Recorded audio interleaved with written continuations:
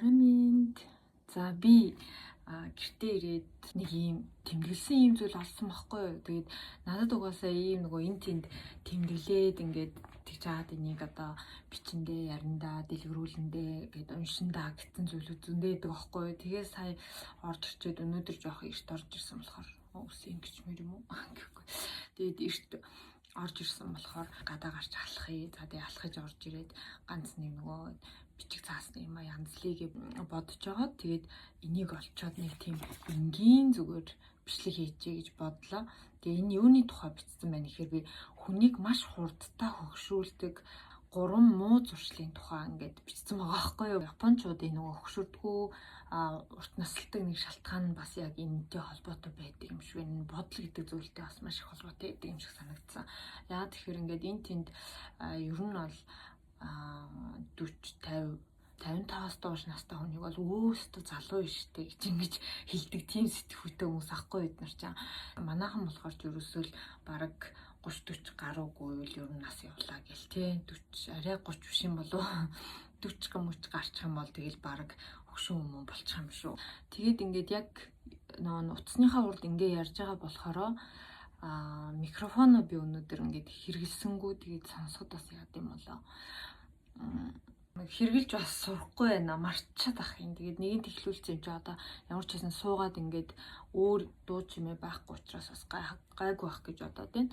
Тэгээд зүгээр ингээ сайхан нөгөө нэг лайв маяг хийж байгаа юм шиг ингэж бас ярьж үзээд тэгээд дараа нь гоё бас лайв хийгээд ингээд хүмүүсийн асуултанд хариулаад өөрөө ч гэсэн бусдаас бас суралцаад тэгвэл бас их зүгээр юм болоо. YouTube-ээ угаасаа нэгэн тэглүүлсэн юм чинь бас тэгж хөгжүүлэл бас зүгээр юм болоо гэдэг бас бодол байгаад байгаа болохоор зүгээр л энгийн тэгсэн мөртлөө бас нэг хэрэгтэй мэдээлэл түгэнгээ тэ хилэнгээ иймэрхүү ингээд ярьж мариул яад юм болоо гэж бас бодоод ингээ ярьж гэн тэгээд ямар ахыг нь бол мэдэхгүй байна. Зарим хүмүүст бол илүү дутуу юм яриад жоохон төвхтэй ч хийж магадгүй юм те. Зарим хүмүүст бол жоохон хань болоод гоё ч хийж магадгүй юм. Би өөрөө ч бас сайн мэдэхгүй байна.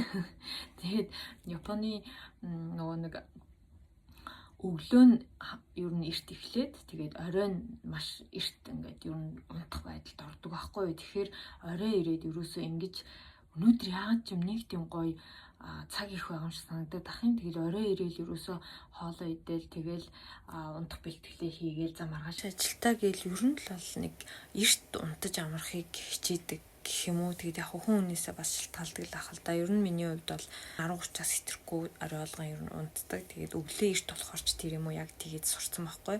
Манай Монголд болохоор ч орой нилийн оройцдаг тий. Ер нь орой одоо 9 10 гэхэд ялангуяа 100 гадаа ид ингээл бужигнаал байж идэг шүү дээ. Тэгэхээр тэр зүйл мөлөөрөө бас их өөр юм шиг санагдаад байдгийн.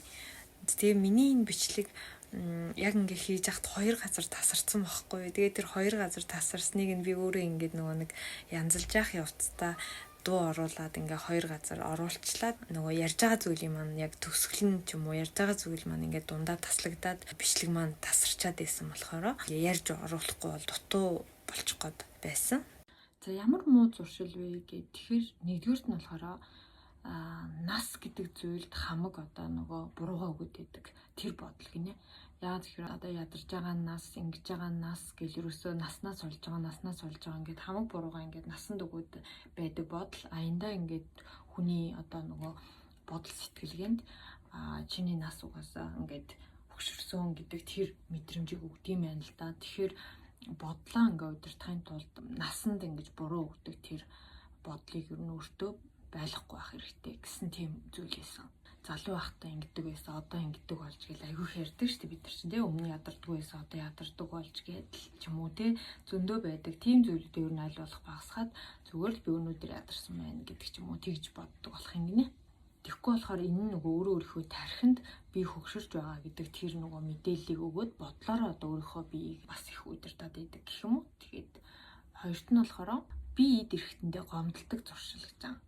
Тэгээ би эд эрхтэндээ гомдолдог зуршил гэдэг нь одоо нөгөө нэг яалчгүй ингээл өөрсөнд мэдэгдээд байдаг те. Нас яваад цагаан усч гараад ирлээ, нас яваад ингээ өвдгөөр чатхаад ирлээ, нас яваад одоо юу гэдгийг те шүрмэсч татдаг боллаа гэдэг юм. Одоо өөр юу гэдгийг нас яваад даралт ихсдэг боллоо гэл ингээд биеийнхаа нөгөө нэг эн тэнд янз бүрийн өөрчлөлт гарч байгаа тэр зүйлүүдийг бүгдийг ингээд нөгөө гомдлсон байдлаар насанд хамаатуулж ингэж бас гаргах тэр зуршил бас хамгийн буруу байдаг гинэ. Яагаад тэгэхээр хүний нөгөө эд диск гэдэг чинь ус 60-70% нь уснаас бүрддэг учраас усанд нөгөө бид нар чинь гоё үг хэлж уух юм бол ид шид гэдэг зүйл байдаг гэдэг штэ тий. Тэгээд нөгөө усны ид шид гэдэг шиг хүн өөртөө ямар зүйлийг ингэж байнга хэлнэ.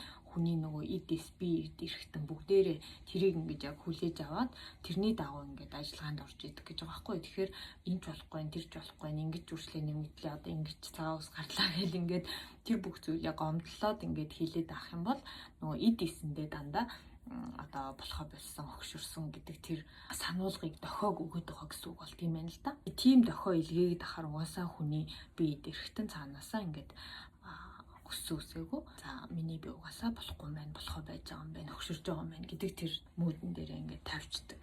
Учираас бас амархан хөгшөрдөг талтай гэж байгаа байхгүй. Тэгэхээр энэ хоёр дахь нь болохоор үг гэдэг зүйлээр хүн өөрийнхөө эдисэнд ингээд нөлөөлж идэг юм байна л да. Тийм болохоор ерөөсөө аль болох өөрийнхөө биед өөрийнхөө эдисэнд гоё сайхан үг хэлэх хэрэгтэй юм байна гэсэн юм зүйл байгаа. Тэгээ гурав дахь нь болохоор чанартай нойр гэж байгаа байхгүй. Тэгээ ихэнх хүмүүс энийг одоо мэддэг мөртлөөсөө ерөөсөө чанартай нойр авч чаддгууд гол учир нь байдаг гинэ. Тэгээ яагаад чанартай нойр авч чаддгүй вэ гэхээр бас нэг зуршил байдаг гинэ хүмүүсийн. Тэр нь юу вэ гэхээр өөртөө би унтахгүй л болохгүй, би эрт унтна, маргааш эрт ажилтаа ч юм уу ингээд нэг тийм хамаарлын шинж тэмдэг үүсгэждэг гинэ. Тэгэхээр нөгөө нойр аяндаа ингээд хулжчихдаг. Зүгээр л ингээд юмаа хийж байгаа л за унтах цаг боллоо гэл ингээд унтчихгүй. Өглөө би тэдээс ажилдаа өглөө эрт босох хэвээр өнөөдөр ястаа эрт унтахгүй бол гэдэг нөгөө ийм нэг бодлын тэр зуршлууд ерөөсөө хүний нойрыг маш их хулжаадаг учраас ийм зуршилтай бол ерөөсөө энийг ингэж нойртой холбоотой ийм байдлаар хамаарч битгий бодороо гэж байгаа байхгүй. Угаасаа тэгдэг штэ тийм нэг өглөө эрт босох хэвээр маргааш эрт басна өнөөдөр эрт унтъя гэж бодчоор яагаад ч юм ингээд нэг нойр хулжаал шүний одоо 2-3 цаг хүртэл ингээл хөрөөцсөн энэ төр байж идэг штэ ерөөсөө унтдаггүй та нарт бас тэгдэггүй. Тэгэхээр ингээд огт бодхоо болчхоор нэрээ бас сайн унтаад идэг юм шиг илээ. Надад бас тэгж санагдсан. Нойр сайн авах хэрэгтэй гэж ингэж мэдж байгаа ч гэсэн зүгээр тэрийг ингээ бодолтой бүр ингээд хамаарч бодохоо болох юм бол аяндаа тэр бүх юмнаас зайлсхийж чадна гэж байгаа байхгүй юу. Энэ дээр бас нэг айгүй хөөрхөн жишээ байсан. Өтгөн хаталт бас тэгдэг гинэ. Хүмүүс ингээд өтгнөө гарахгүй л болохгүй ингээд гаргачих юмсан гэдэг тэр нэг хамаарлын бодол бас маш том зуршил болцсон гэдэг учраас бас яг адилхан ингээ ерөөсөө хэдэн өдрөөр өтгнөө гаргаж чадахгүй тэгээ өтгөн хаталт гэдэг зүйлтэй бас тулгараад идэг гэж байгаа байхгүй юу. Тэгээ хүмүүсийг ерөөсөө тэгж байгаа байхгүй юу. Энэ өтгөн тэр нойрон дээр тэр ердөөсөө битгий тэгж хамаарч бодоо зүгээр л орх хийх юмаа хийж байгаа л идэх юмаа идэж байгаа л тэгэл болно доо гэд ингээд баг байж ивэл аяндаа ингээ байгласаа цаанаасаа жамаараа угаасаа болдог юмыг хүн төрлөختөө өөрсдөө ингээ хит хамаарад идэг учраас ингээд хүчлээд идэг учраас болохоо хэлсэн тохиолдол байдаг учраас энийг бити муу зуршил олгоорой гэсэн байгаа байхгүй. Тэгээд ингээ бодоод үзэхээр явах тий энэ гурван зүйл бас яг хүмүүсийн хамгийн их тархинд ингээл бодогдол байж идэг зүйл юм шиг байгаа юм л да анзаарахгүйгээр. Тэгэхээр энийг анзаараад ингээд бас жоохон өөртөө бодолдоо нэг жоохон өөрчлөлт хийгээд үзэх юм бол бас бидний биеинд ч гэсэн өөрчлөлт орох юм болов уу гэж бодож байна. За тэгээд дараагийн хавшилгээр уулзцаая баярлалаа.